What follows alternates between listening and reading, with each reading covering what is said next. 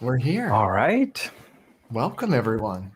I think there's like 44 people here at the Open. Thank you guys for showing up early. Thank you. Awesome to see you, everyone on all three of our channels at once. This is the first for us. Well, we did the short introduction, and thanks to the really positive response in the comments to that. It's been lots of discussion about who we represent, the three greatest tennis players ever.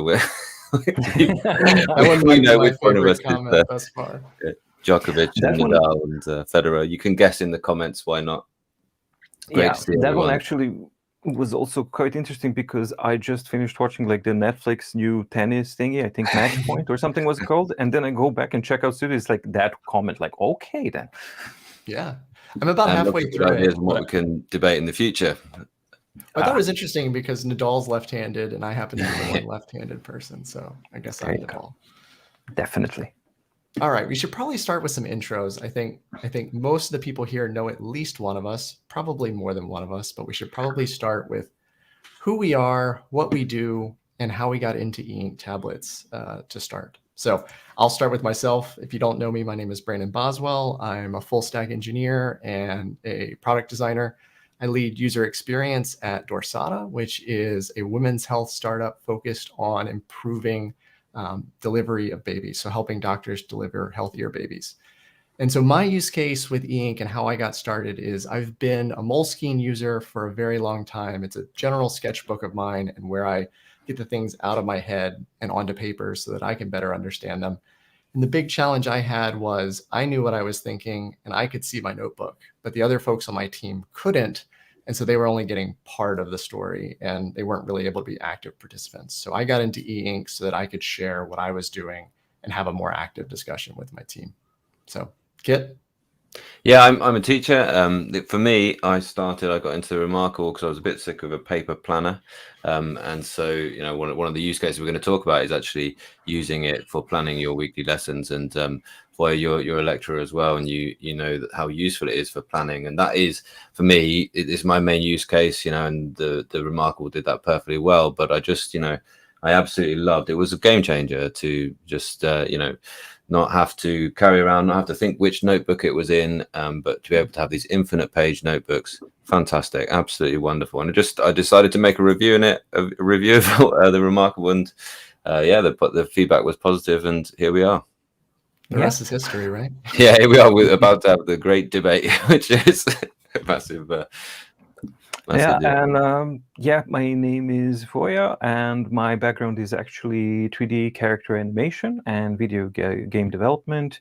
And then I started branching off into tons of different things. But that's also the thing that actually drove me to Remarkable One because of its Kickstarter campaign, because I backed it up back in 2016 and then got it in 2017. Because when I saw like digital paper thing, whenever I do development, I literally have a box full of A4 notebooks because my thought process when brainstorming, and I hate that word, but still, when doing development and logic development and figuring things out, it really helps me to write things down to keep track of my thoughts and see if that works. And then I just kept having more and more notebooks upon notebooks. And exactly as Kit said, it's like, where is this whole thing? And it's exactly the same case as with Kit. I got Remarkable One, couldn't find any satisfactory reviews anywhere at that point, and I just did my first stuff, and here we are. Well, we should probably talk about that. So why are we here? So like so many of you all out there, I was a big fan of Voya and Kit's work. And so I reached out to them with an idea, which is I believe that there's currently not a perfect Eink tablet. I don't think there's a specific tablet that I could recommend uniformly to everyone. And so when people reach out to me and they ask, which tablet should I buy? It ultimately ends up being a discussion around, well, what is your use case? What are you doing? And that'll help inform the right tablet to kind of set you down the path of. And so I thought, what better way to help with that than to get three of us together? I think we each come from a slightly different angle of it. We each have our own perspectives. And let's take some specific use cases that people have sent in and let's discuss them. And let's talk about which tablets are strong in those areas, which tablets have some rough edges in those areas, and really kind of get 3 different perspectives and debate it out. And so, Kit, I think you're the debate person here. Can you give us the rules? Oh, did we lose Kit? I think either Kit is really, really deep in thought or maybe frozen. I'm not sure. Is he brainstorming right now? Oh, no. I think it might be the brainstorm thing that set him off. Oh, no. All right. I'll take the He's still debate. going, buddy. Oh, there we go. Back. Yes, you're back or not. Maybe. He's kind of back. All right. I'll take the debate rules. The general idea here is we've each been given, let's see. Am I back? Will Kit yes, you return? are. Yeah, was it just me who went? I'm really sorry, everyone. Yeah, let's do the rules of the debate. Go on, then we can do this. Yeah. So we're here for the great debate, and basically we're going to do this like secondary school style, because that's my background. I'm a teacher, and when I want the kids to really learn something, I give them all a point to argue from. So we are going to advocate for each device. I've got the Boox Note Air 2 Plus. So I'm really, I'm advocating for all of the Boox devices. Really, I'm advocating specifically for the Note Air 2 Plus today, but really you could just see this as Boox platform from me. And Voya, you're going to... Yeah, I'm going to be advocating the Supernote platform, both A5X and A6X, but in this concrete example, focusing on A5X because we're, 10.3-inch devices, so that makes sense. Yep, and I'm going to be debating the Remarkable 2. There's only one now. I mean, I guess technically the Remarkable 1 fits in there as well, but yeah, I'll do the Remarkable 2. Yeah, absolutely. Yeah, I wish they would make more devices. If they had a better range, I'd be so excited for them. But the rules of the debate, well, we got these different use cases. Yeah, mate, and yeah, I would be astounded, especially for drawing. The rules of the debate, well, there aren't many rules really. We're just going to each try and present the case for each of our devices, and we want to hear from you what you think. So when you see all the different use cases, you'll see a number. So if you want to, either live or in the comments later, if you want to actually give your opinion on who you think won each individual use case, then just go ahead and type a comment and start with the number of the use case that we're talking about. Okay, I hope that makes sense to everyone. Let us know if it doesn't, and we'll crack on with that. Okay, yeah, and some really good questions. We will have time to stop and do Q&A bit by bit as we go through. But from there, yeah, why do we pick these 3 devices? What we'll talk about next. Well, initially, the first title we had for this debate was the distraction-free free, and we wondered, right? Well, we'll debate for the Supernote, and we'll debate for the Remarkable, and we'll bring in the Kindle Scribe. And the Kindle Scribe, because one of the advantages of that is it doesn't do much. It's actually stuck to the table with its especially grippy things that everyone talks about. But I said, well, okay, but in the different use cases of the Kindle Scribe, I'm just gonna have to say, well, it's 300 DPI, and it's got a highlighter button on the pen, which of course it does, and that was about it. We kind of felt that I couldn't do a great job of advocating for the Kindle Scribe. There might be a great future for this device, but Voya chimed in and actually said, well, there are some absolutely fantastic things about the Kindle Scribe. So just want to give us a quick the other amazing features. Well, the eraser is absolutely astonishing. I'm kidding. It's sorry. It's of course. I think that as a format, Kindle Scribe is just the hardware of it is properly made. It just really, really works well. And for anybody who actually worked a little bit with this device, it just is so good. But the problem is you hit that brick wall immediately. And the things that are good is that amazing writing latency, excellent, as Kit said, amazing writing latency, excellent 300 ppi screen coupled with an excellent front light, like a really, really good front light. Yeah. But the thing that really works is the screen surface and the combination of this pen, because this pen is super good with this device. It just feels really good. Reflections are fine. So basically, it's unfortunately, it's just sitting here on the side, and every 2-3 days I check for an update, still nothing there. But I really have to say one more thing. Super duper quick startup time. So for example, I'm on a phone call and I skim the devices here, It's like, okay, Supernote takes time to start up. Boox takes time to start up. I keep them on an off timer. So it's going to be either Remarkable or this one.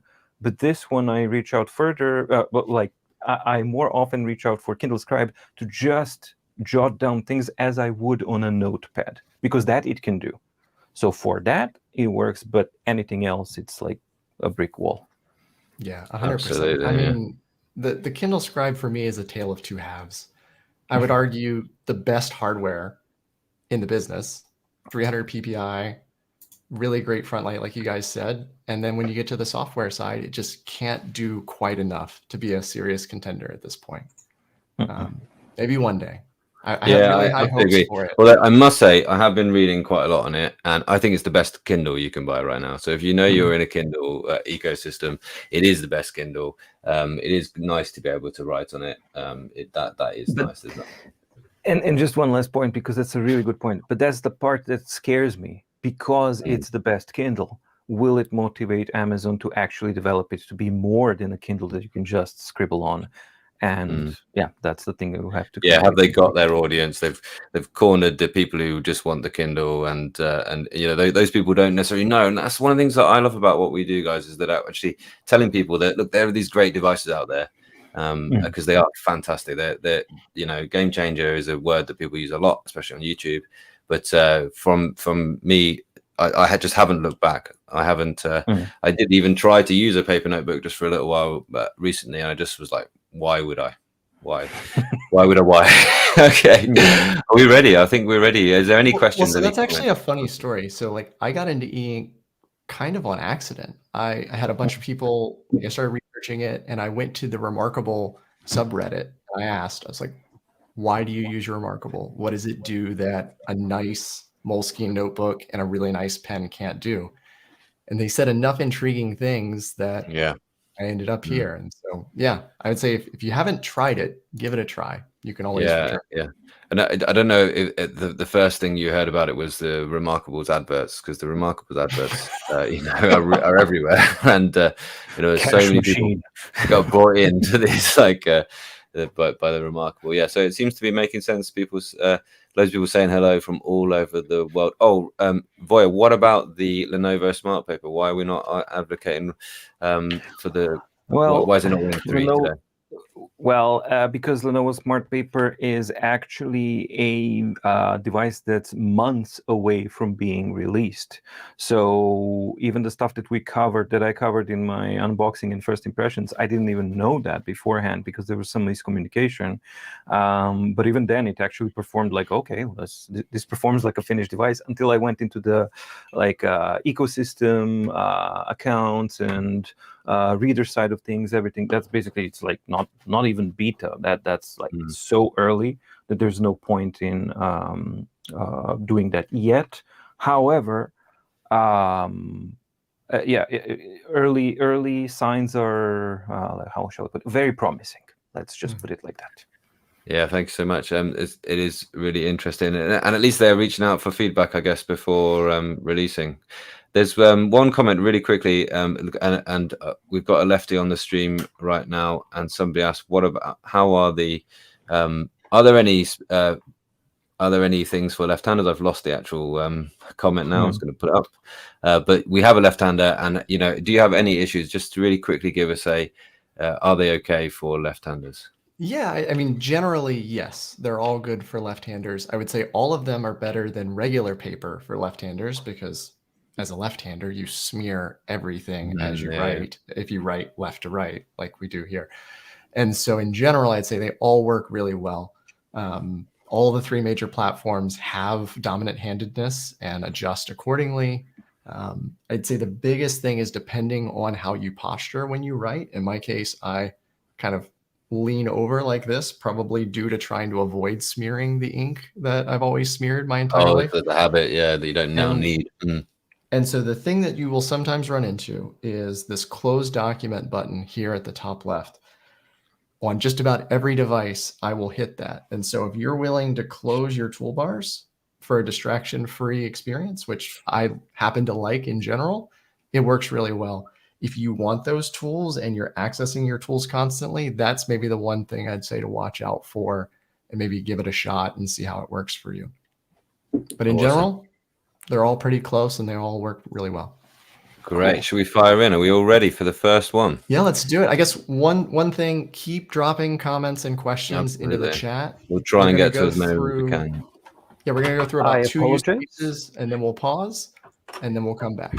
This is good. Digital paper for the win for Southports. It's true. It's true. Absolutely. I mean, using traditional paper is not Thanks, fun. Wolf. All right, let's hop into use cases. So the first one we've got here is the college student who is looking to replace a bunch of paper notebooks for note taking. I think Voya, you want to get us started with the Supernote experience there? Yeah. So I'll just try the solo here and then exit the solo so that people can see. So I'm advocating Supernote here, and I just wanted to kind of test out a couple of things and just give like a practical example of things that you can do as a college or a high school student, doesn't matter. So let's say you're in a calendar and you have your schedule, if you filled it out or not. And for the day that you have of your classes, you also have the ability to just quickly add a new note or view the already made notes that you have. And then, for example, let's say that I have my class notes, and if I prepare them, the different tools that you have on the Supernote, for example, history class, physics class, whatever, let's say math, sociology, and things like that.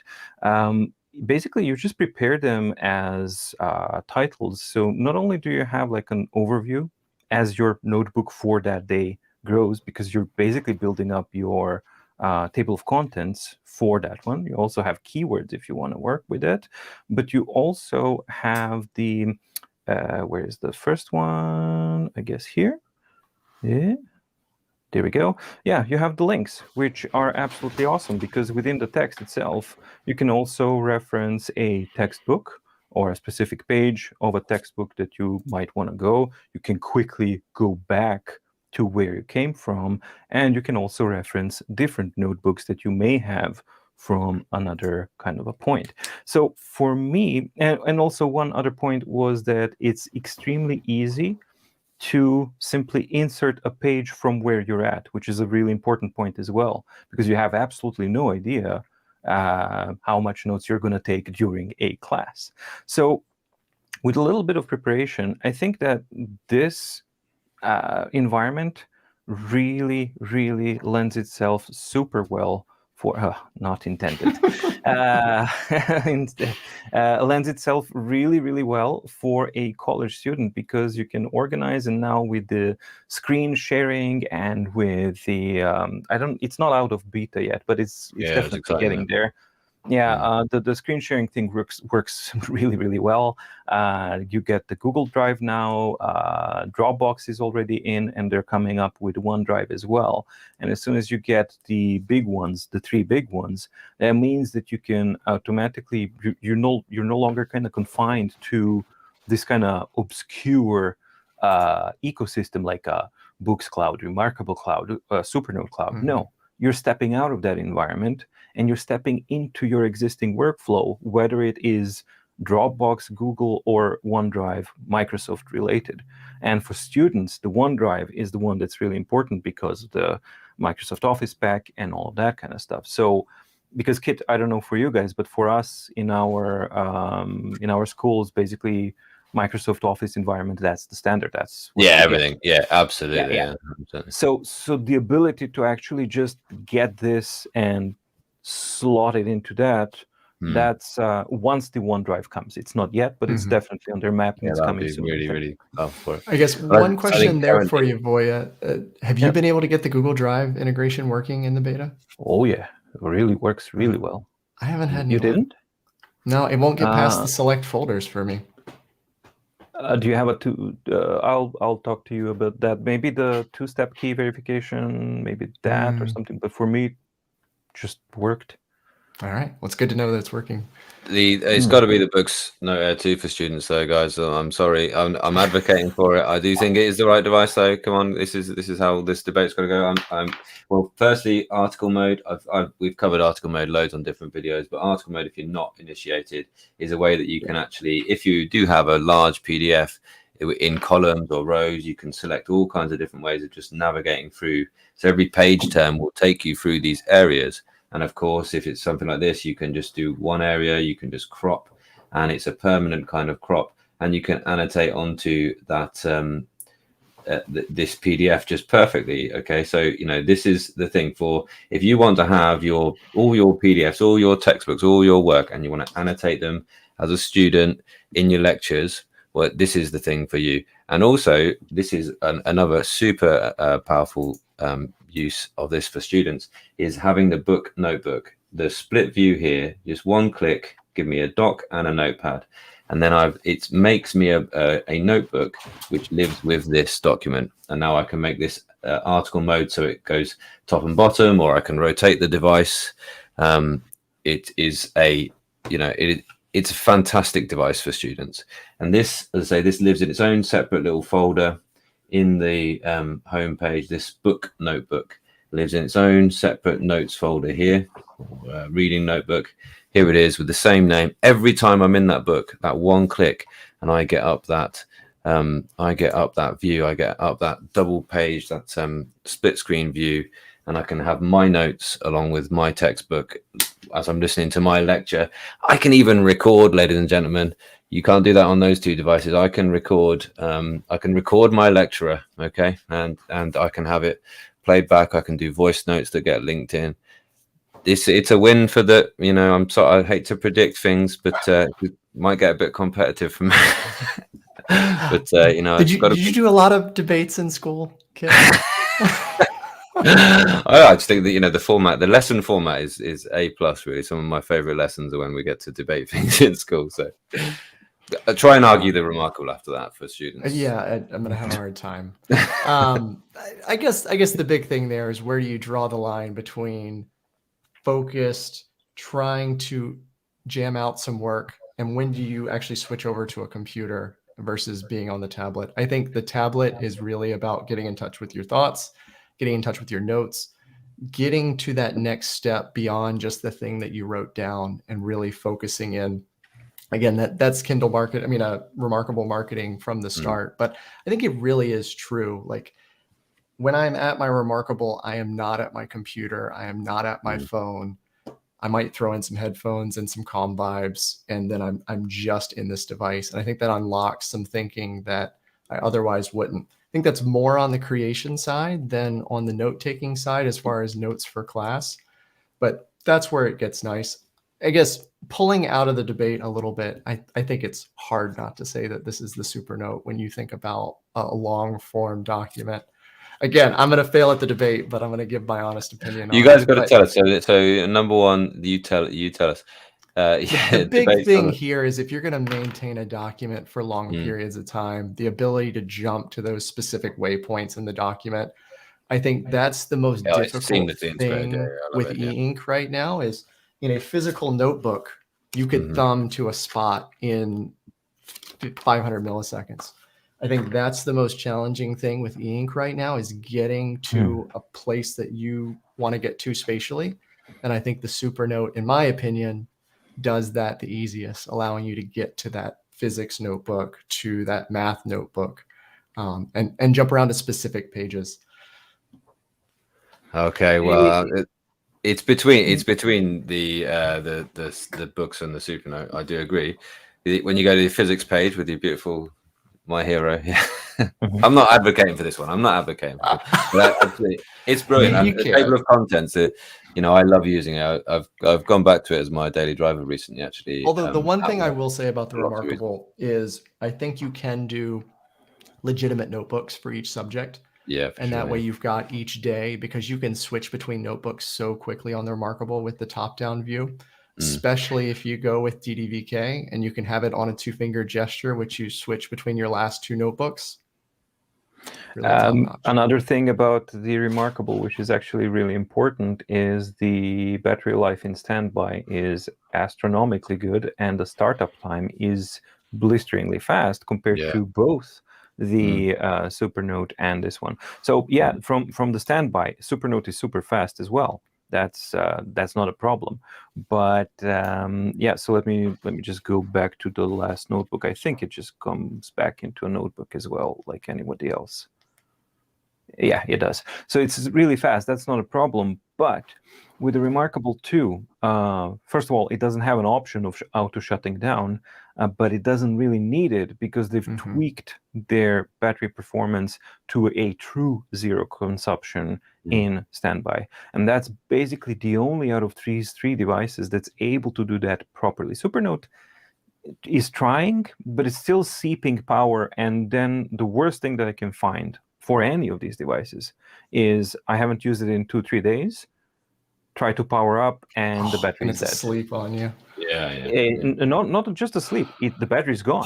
Hard sleep. Yeah. Well, yeah. The battery life is one of the main reasons to go Eink for me. Like just the eye strain and the battery life, and any of them are good. Shall we go on to the second use case now, guys? Well, one thing. So I mean, I use this every day for hours, and I don't even think about battery life. I think I charge once a week. I said this in one of my videos, is I charge about once a week, I think, because I don't think about it. Basically, when it gets to about 10%, it'll show a little indicator, and I'll plug in USB-C, and then I don't think about it again for another week. Do you obsess about the 100% charging capacity like many other users do on Facebook group? No? I don't. Okay. I mean, I'm mostly at my desk, so maybe I'm spoiled where I don't have to think about it. But yeah, it's a non-issue for me. We lost Kit. All right. Well, I guess I can't segue to Kit. Yeah. Segue to the second one. Yeah. So our next use case is the busy professional who has tried an iPad as their primary device, but finds it a bit too distracting. And Kit is back. Sorry. Kit, I would argue that the Boox is probably the closest to the iPad. So I'm curious of your thoughts of the Boox for someone who found the iPad a bit too distracting. Yeah, well, it isn't the distraction-free, and I hope I'm back and good again. Yeah, sorry, you're good. It's the UK, what can I say? I thought say fire your internet provider. And there is that issue when you turn it on. Almost always there's an audible notification, so you are going to have to put up with a bit of that. But I just think, so distraction free is about you managing your own expectations, your own use of the device. And I don't think so if it's somebody who's found an Eink tablet a bit too distracting, then you can turn the sound off. But even so, I've got it off, and the sound was off, and the sound was right down, and it definitely did give me a notification. Yeah, maybe I've just not got these up. I mean, is there any way I can do better than this, guys? Yeah, you just swipe down and you have two options. There's, if you go into settings, you should see more options somewhere around there. There should be a settings, and then you have, so there's two of them that I would put up mute button. So you can drag and drop the second icon in the lower part. You can tap on it, and so that one I use always, and the do not disturb is the most important one. So the do not disturb, yes. Yeah, drag that one in there, or just go into settings and just turn it on and leave it on. Oh, that was the first thing I did. Customizing your homepage, yeah. Do not disturb is on. Oh my word! And we can focus, and we can. Well, now it's up to you. Now it's up to you to focus. The device isn't going to do anything to mess you up, but you still have all this stuff waiting for you right there. Yeah. I always complain on my reviews, and I just play chess on it, and people are in the comments. You don't have to install chess app. That. It's totally true. Keep this thing for work.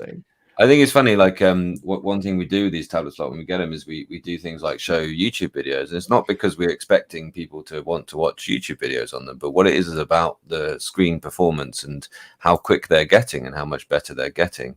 And I'll just start with this one. So this is somebody who's tried an iPad for work and finds it too distracting. Absolutely, the iPad's a glorious device. Frankly, it is definitely Apple make the best iPads out there, I must admit. Well, that's true. The only one, in fact. They really do. The next one they're going to try and sell you is then the best one. Then exactly, the best one ever. Yeah, absolutely.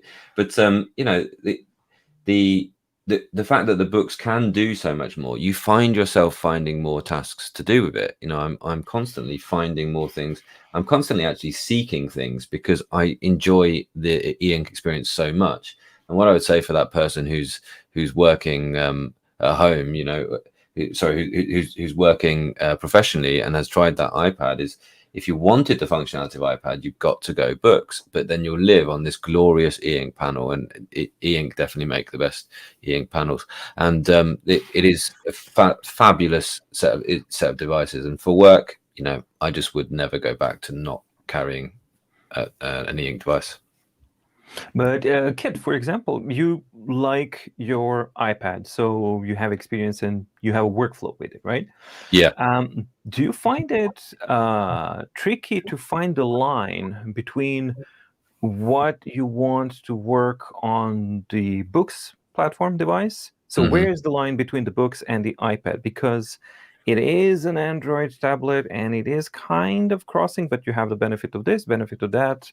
So do you struggle with that, or do you have a clear line? No, so there was a time, and I still do occasionally. It depends how I'm teaching it. I really enjoyed, especially during the pandemic, and we were in school for a while, but we were still maintaining our distance. So we said we couldn't walk around in school, and I really liked the iPad at that point. At every lesson, pretty much, I had my iPad, which I was streaming to the screen, and I would use GoodNotes or Notability or whatever else I was trying out at the time.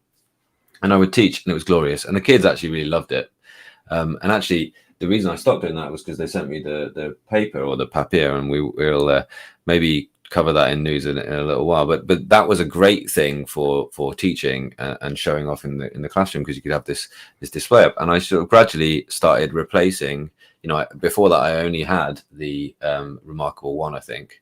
So I was carrying iPad, Remarkable One, and now when I want to teach, I turn on my my books if I want to teach in that way, which I don't do every single lesson, because I don't think a great teacher is one that sits and you know, just talks over a thing and everyone's expected to write things down, etc. Especially not for physics, because, you know, it's science, we don't do experiments. But I since having the books, I thought, well, everything that I want to do with the iPad, I can do on this, and I save my eyes, and I give my eyes that rest, you know. And even in a busy teaching day, you spend enough time looking at the screen that your eyes just get that bit tired. And yeah, I just absolutely, since having the books, and especially since having the Boox Max Lumi, teaching on that was incredible as well. And I would say Boox devices, we haven't got teachers, but that's me, really, a busy professional that's tried using the iPad.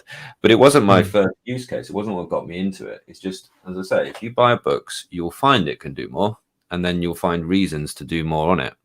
And even now with the Ultra series, or the Ultra Tab Ultra that we have with the keyboard, you know, I found myself, so I've got to type an email. I've got my laptop there, but actually this email is going to take me 10 minutes to type, so I'm going to type it on an e-ink screen. And you know, the benefits are just there at the end of the day when you're not absolutely dry-eyed and headachy driving home. And Brandon, for you, regarding the professional and all the remarkable thing? Well, before we get into the remarkable, I'm going to take a hard stance on the iPad piece, because this was part of my journey as well, which is, I think about a year and a half ago, I was like, I'm going to get an iPad to work through my thoughtfulness and to sketch out my ideas as a replacement for my Moleskine. And I think what it did really well is it got me on this journey of how to think about this. But the writing experience on the iPad is awful. And I know I'm going to upset some people, and my apologies ahead of time, but I think the iPad is a really powerful piece of technology. I don't think it's a great thinking device. I think it's really great if you're a digital artist. I think there's some amazing things you can do in that space. But in a lot of other spaces, there's too much overlap, where I would rather make the decision of, am I fully focused on my computer and I'm going to be really efficient? I'm going to have keyboard shortcuts. I'm going to have window management. I'm going to have multitasking. Be really efficient, get in and get out. Or am I thinking and exploring a problem, and I need an intimate experience? And for me, I didn't start with the Remarkable. I started with the iPad, and then I went to the Boox Note Air 2 Plus, because I really thought I needed the front light. and I really wanted one device that I could use both at my desk and in bed to read Kindle books. And I also didn't like the subscription service on the Remarkable, but that's neither here nor there. We haven't even mentioned the front light. I'm advocating for the Note Air 2 Plus. It has a front light that is hardly ever on, much more than this, but it makes a tiny little bit of difference. I love it. No, I'm 100% with you. Like even in my office, in my ideal conditions, that little bit of front light, it's top notch. It basically kind of compensates for the grayness of the screen. Sorry. Oh, I'm sorry. I'm sorry.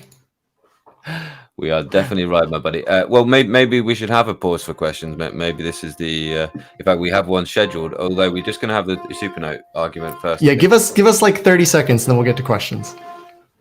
I guess, Voya, before you go, I mean, the Remarkable is the focus king. I mean, we got to get that out of there, which is I can turn all my toolbars off and I can just focus. This is all you can do. And therefore, you're not going to get distracted by anything else. You know, that thing in me, and the accessories are slick. It looks great. You know, absolutely. You can, in a professional world, that is absolutely a fantastic device. But they all are as well. Definitely. Voya? Cool. I'm distracted by some sounds from the background. I don't know. Did you guys hear something? Never mind. But what was the question for the Supernote and the Busy Professional? So I think that if you do struggle with the sorry, you guys do hear me, but I think we hear you. Yeah, I'll just switch over very quickly. And they said we weren't live. Yeah, this is the thing. We'll really quickly just have a look. It's not the Boox Ultra. This is the Note Air 2. This question's come up quite a lot, and Voya's going to have to chime in on this one because pixel defects on ink panels. What's the accepted maximum? I can't see any. I don't know. I honestly haven't had an experience of a drop pixel, but I've seen this talk about this quite a lot recently. Have you any experience with these drop pixels, Brandon? Have you ever had one? No, I have 4 or 5 devices. I haven't had any drop pixels. I do sometimes run into issues with the digitizers getting inaccurate near the edges. Right. Yeah. Is that with things like magnetic case and things? Yeah. Yeah. That's the thing. Yeah. Don't stack your tablets on top of each other. That's a great way to have temporary issues on the edges.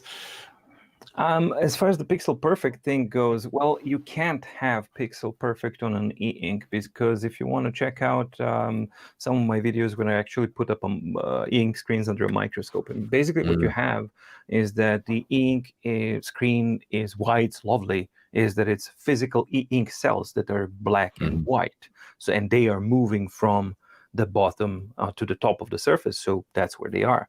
But here's the thing. They are of an irregular quality, irregular shape and size, and you have several of them and not a consistent number of them per pixel. So that means that you will never, ever, ever have a 90-degree sharp edged pixel on an e-ink device. And that's what I love about e-ink devices. So if that's what you're looking for, then e-ink is not going to do that. It can't do that, and it's not meant to do that. So, and that ties in also to the original question, which was the Supernote and the iPad before my camera died. Thankfully, I got the other one. I think that it works, but don't expect it's a distraction-free device that's basically sitting between right that you have it here. So if we say that the rightmost is the most distraction-free and off the screen is Kindle Scribe, which is so distraction-free that you can't use it. And then to the left, we got the Boox, which is far it is an Android-powered e-ink device. Right in the middle between those, it's still an Android. Let's not forget, there's an Android in here.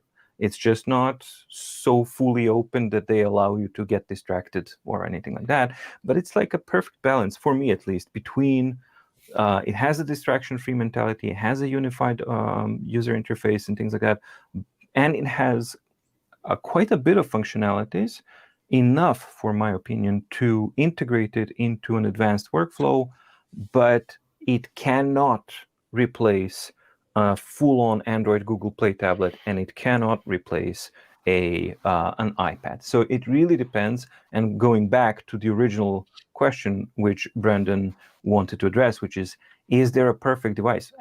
Obviously not. It depends what you want. So especially in this case, if you're coming from an iPad, it really, really depends what you're looking for.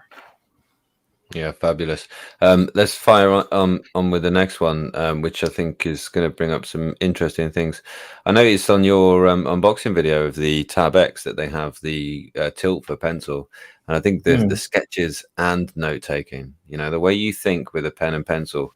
Brandon, do you want to just introduce this one as this is your original use case? Yeah, so I touched on it a bit earlier on in this call, but yeah, my use case was the busy professional looking to replace the Moleskine. And I mean, this one's not a Moleskine, but I have plenty of Moleskines. But is there something better than Moleskine, especially if you're collaborative? A lot of what I do is ideation and how do I share with folks? And my use case was I wanted one device. And I think the thing to think about is, do you need one device or can you split your use cases? So again, mine was, I want to be able to read in bed. I want a fantastic note-taking experience with great sharing that is frictionless. And that got me into the Boox Note Air 2 Plus. Turns out, after you spend some time with it, one, it's a fantastic device. But two, if your primary use case is sketching and note-taking, the Remarkable currently has the best. If you want something that feels like paper and isn't going to distract you. So when I'm in my Remarkable, everything is polished to the nth degree. I very much explain it as the Apple versus Android mindset, which is the iPhone isn't going to do the latest and greatest. You're going to be a couple generations behind with features, but the things that they do decide to put in the device are perfectly polished and you're not going to bump into rough edges. And I would say that is the Remarkable to a T, which is it's not going to do everything. It's actually not going to do a lot of things, but the things that it does in a svelte way. When they seem to wait before they add things in, don't they? They seem to make sure they've got it right before they add the feature. You may have to wait a little while, but the things that are in here are just fantastic. Like I mentioned earlier, turn your toolbars off, and this is basically my Moleskine experience. But and you got the Moleskine pen as well. How's that? The Kaweco, yeah. It's a Kaweco. Yeah, this is the Kaweco, but I love it, except for trying to find one is the nightmare. I feel really awful because a bunch of people watched a video that I did on this, and they're like, "Hey, I want that pen." And unless you live in Germany, it's surprisingly hard to find. So I've got their real pen collaboration Moleskine with Kaweco. Anyway, but that's a real pen. It's not what we're here to talk about. Sorry for the distraction. Yeah, no worries. This is not the distraction-free stream. I'm on the distraction king device. I have a bone to pick with I completely agree, Brandon, with the Apple side of things, that and indeed what they do put out into the product is polished and for the most works really well. And I agree that Remarkable is trying to do that, but I absolutely cannot agree with the fact that what they release is polished and finished and done. And I think that the OS version 3.0 is like a shining beacon example of exactly how that's not the case. I know that they're trying and they desperately want to sell it as that model, and that's their business model for sure. And that's my problem with it, because sure, do the minimalism thing, absolutely for it, focused, works, great. But then you have an absolute responsibility to do exactly what you, Brandon, said, and which is, if you're going to add 2 features, they better well be polished and thought out to the absolute maximum, especially if we're going to wait like 3 months for 2 functionalities or half a year. And currently, that's not what we are getting. I'm not saying they never do that.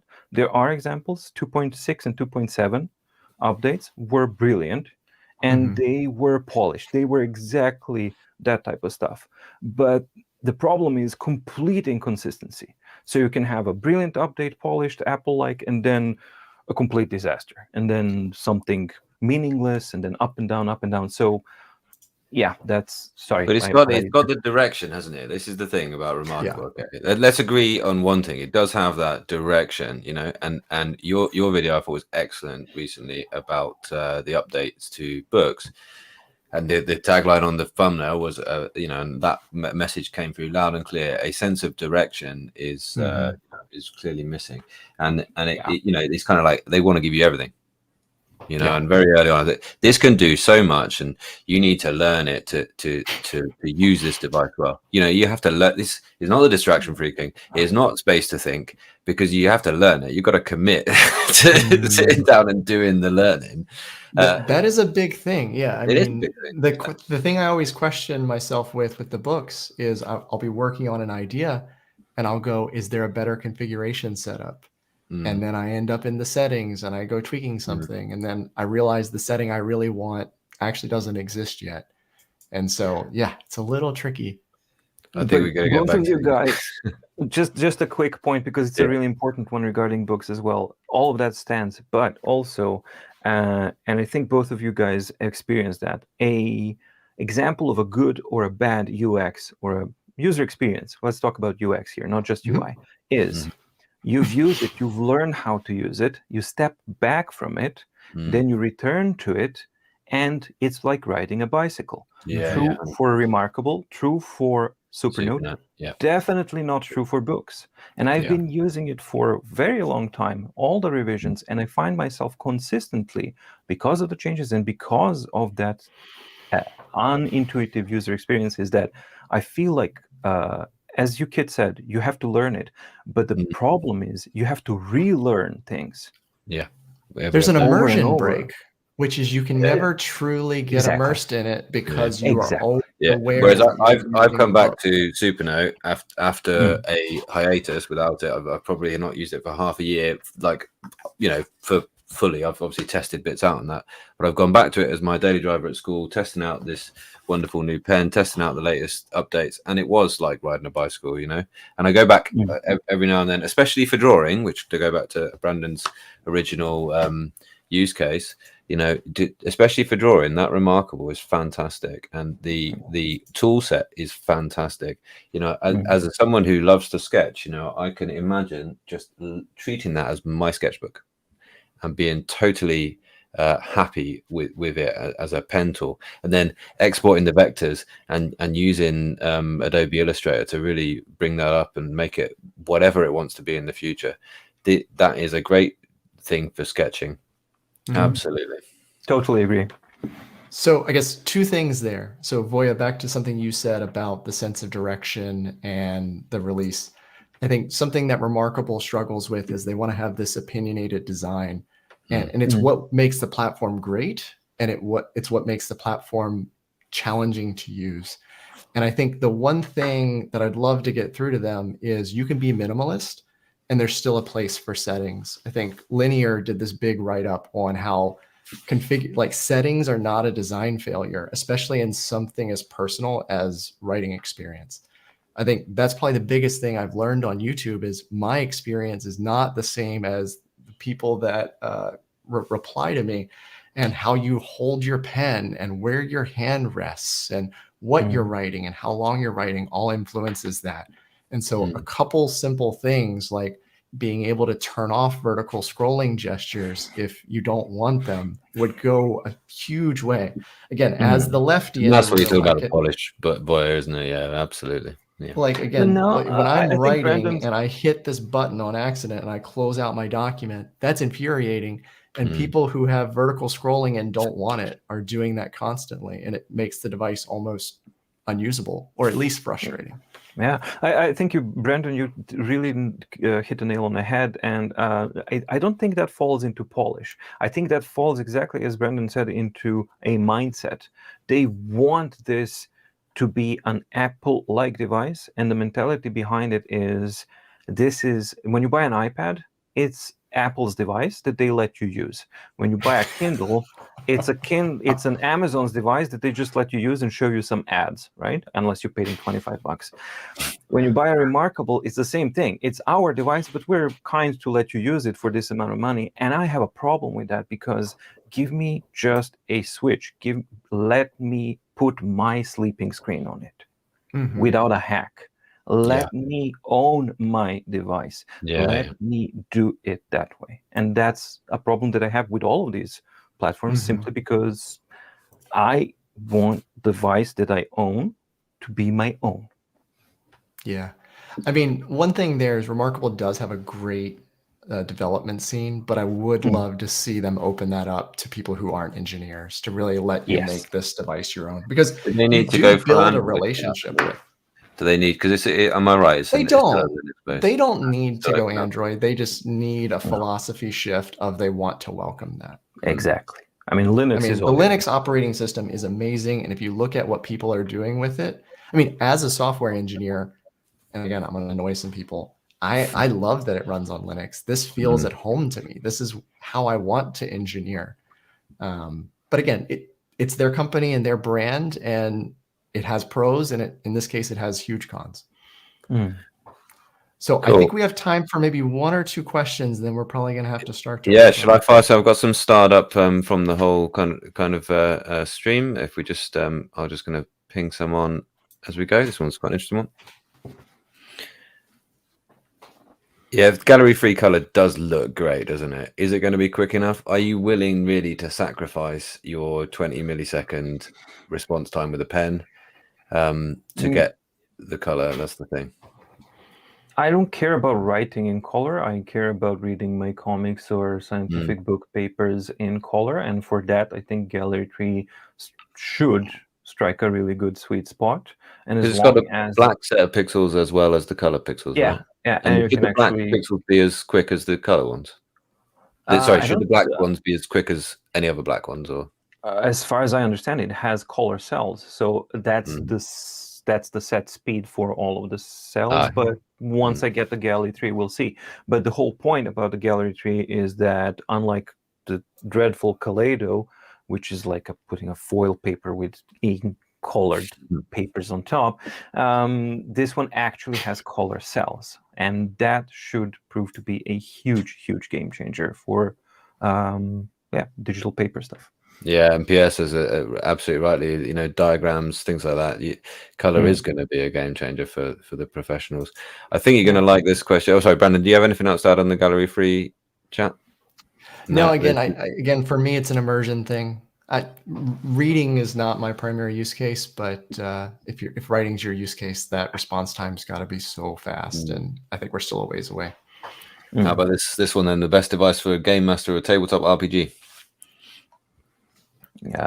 You guys take that away, because my last D&D was when I was 12. Unfortunately. Oh, really? Well, it's certainly that's sooner than my last one, because I haven't played one in ever actually. I think it's something that does appeal to me. But you got to spend so much time on it. Is that right?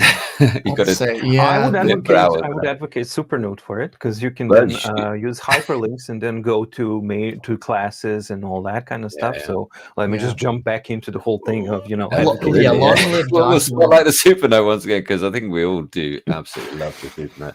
The roadmap is just fantastic. The team behind it really love their device, and it's fantastic. I think one other thing there is consider Obsidian, because you can keep your relationship between all your characters. Again, it gets out of Eink territory, but something to consider. Oh, hold on. You mentioned Obsidian. Perfect. Yeah, well, Gabriel mentions which one. I think this is going to be only the Boox line out of these three, right? That's going to run this. I disagree. If you think of integration as direct integration, yes. I think the key thing you have to think about here is which device has the best experience getting things off of your device. Right. Yeah, so I would argue it, even if I wasn't advocating for Remarkable in this video, I think Remarkable has the best sharing, export, and handwriting conversion. Yeah. So you need to think about what your relationship is with Obsidian, which is what are you using your e-ink device for that you need to get it into Obsidian, and is there benefit in there being a manual step there to revisit and think about what you wrote. Because I think I'd argue that's probably why you're using Obsidian anyway, which is to reflect on your notes. And I think that's a really good point, because you can integrate each of these 3 devices if you get your head into it and you plan well. You can devise a workflow that will do most of the stuff that we've talked about so far today. So another question here from right, last one, and then we'll probably have to close up. Oh, yeah, we've got the hard close, haven't we? I I think we're going to do this again. Are we going to do this again, guys? Is that?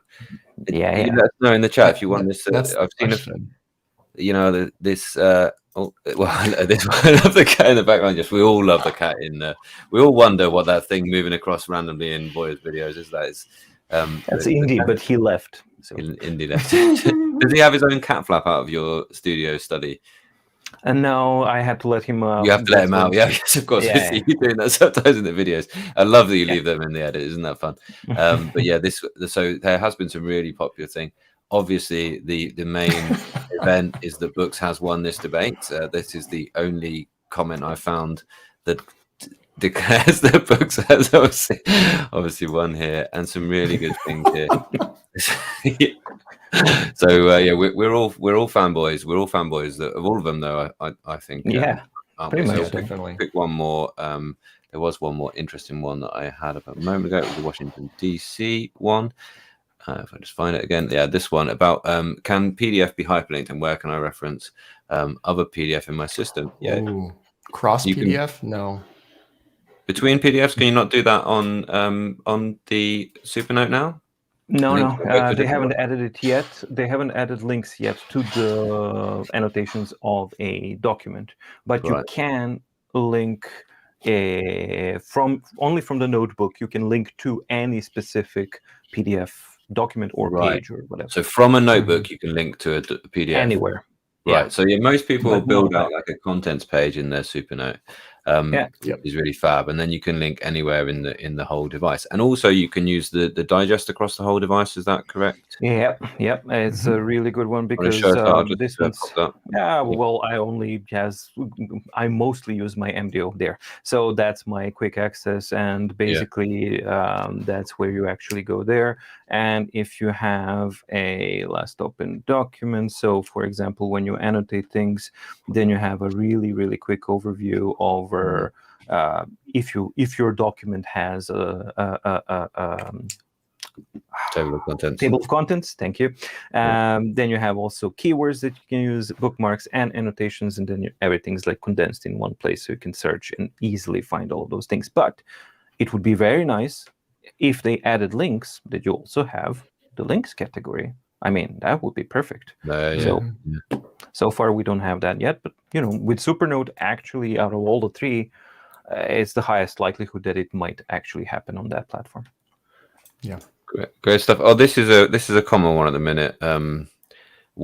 Why do Boox devices use Android 11 when phones and things are on 13? Well, go.